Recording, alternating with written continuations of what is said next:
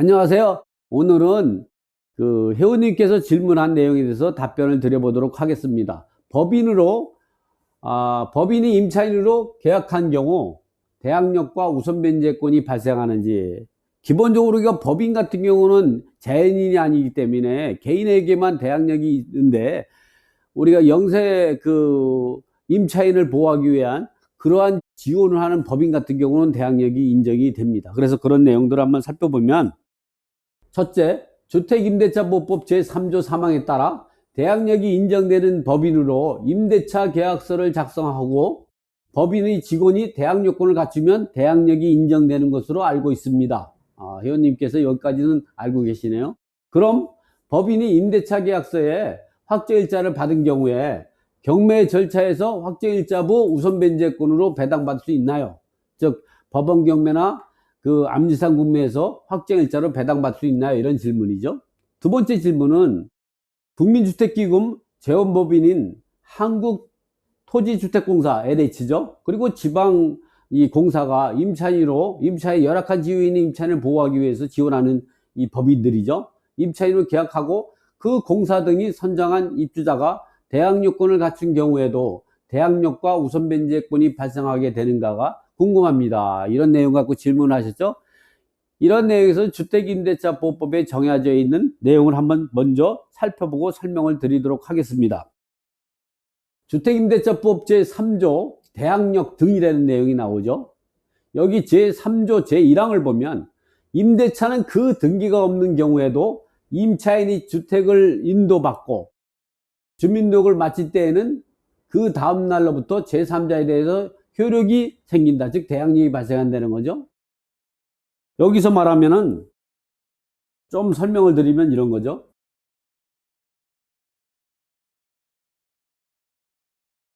주택 임차인이 주민등록하고 주택인도, 이것을 우리가 대항요건이라고 하죠. 요건을 갖추면 이길 오전 0시에 대항력이 생기는 거죠. 여기 주민등록은 우리가 쉽게 말하면 전입신고를 말하고, 우리가 전입신고하면 국가기관에서 주민등록부에다가 등기하는 걸 우리가 주민등록이라니까 법률적인 용어, 국가기관에서 판단할 때는 주민등록이지만 우리들은 전입신고를 하는 표현을 하죠. 주택인도는 거주를 말합니다. 거주 또는 입주 하게 되면 다음날 대항력이 발생한다는 거죠.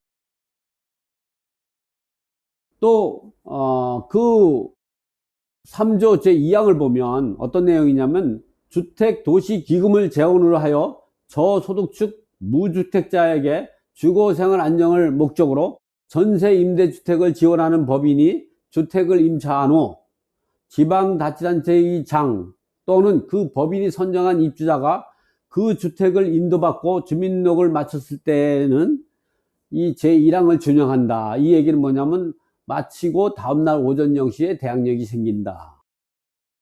주택임대차법 제3조 제3항을 보면 중소기업 기본법 제2조에 따른 중소기업에 해당하는 법인이 소속 직원의 주거용으로 주택을 임차한 후 그 법인이 선정한 직원이 해당 주택을 인도받고 주민등록을 마쳤을 때에는 제1항을 준용한다. 이 대항력이 생긴다는 거죠. 대항력권을 갖추고 다음날 오전 0시에 대항이 생긴다는 거죠. 또 단서조항은 이렇습니다. 임대차가 끝나기 전에 그 직원이 변경된 경우는 그 법인이 선정한 새로운 직원이 주택을 인도받고 주민등록을 마친 다음 날부터 제3자의 대항력이 생긴다. 우리가 이런 경우는 중소기업법에 의해서 지원하는 그 법인이 소속 직원이 대항력권을 갖췄을 때는 우리가 조심해야 되는 게, 직원이라는 건 항상 바뀔 수가 있는 거죠.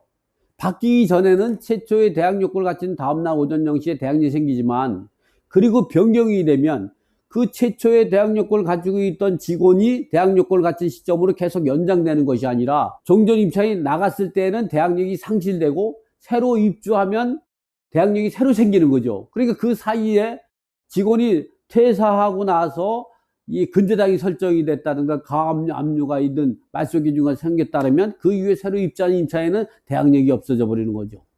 우선 변제권도 후순위로 밀리게 된다는 그런 말씀입니다. 자, 이래서 우리가 꼭 개인인 경우만 대항력이 있는 게 아니라 이렇게 보증금을 지원하는 이러한 법인과 또는 중소기업법에 의한 법인도 그 직원이라든가 그 지원하는 그 법인이 선정한 입주자가 그 주택을 인도받고 대항력을 갖추면 다음날 운전 시 대항력이 발생하게 되는데요. 그러면 이러한 사례 갖고 우리가 좀 전에 질문하신 내용에 대해서 답변을 한번 해보도록 하겠습니다.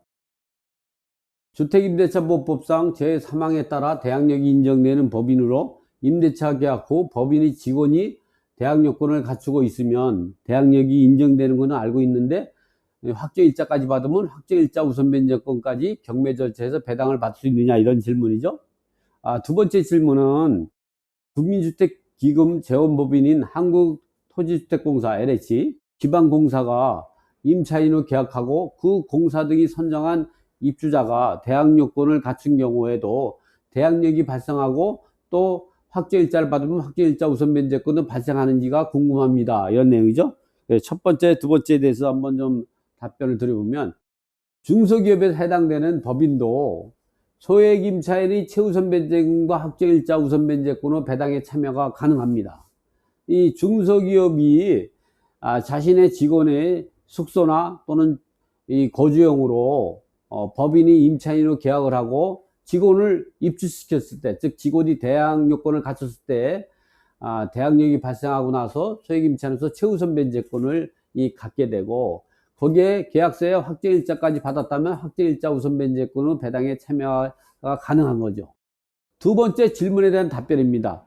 한국토지주택공사 LH와 지방공사도 대항력과 우선 변제권을 가지게 됩니다. 여기서 그 한국토지주택공사와 지방공사가 임차인으로 계약하고 그 주택에 선정된 그 입주자를 대항력권을 갖추고 있다면 다음날 운영 시 대항력이 생기고, 그러한 임차인이 소액 임차인이면 최우선 변제권을 갖게 됩니다. 그리고 그 계약서를 확정일자를 받았다면 확정일자 우선 변제권으로 해서 이 법원 경매나 압류재산공매에서 최우선 변제금과 확정일자 우선 변제권을 이 배당 우선해서 변제받을 수 있는 권리를 가지게 되는 거죠.